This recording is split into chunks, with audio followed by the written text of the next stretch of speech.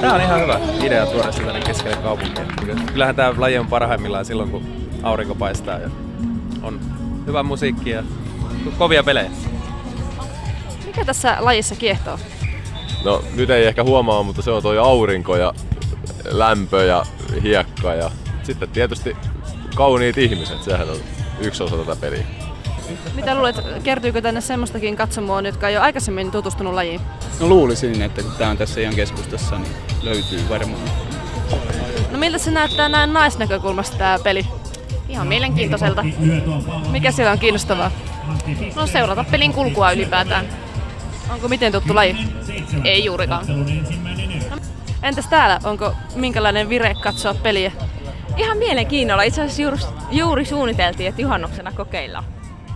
Eli edellyttäen, että on hyvä keli. Pia Brown syöttää. Ja syöttää pahan tuonne viivan tuntumaan pistejoukkueelle. Ja Pia jatkaa syöttövuorossa. 14-6.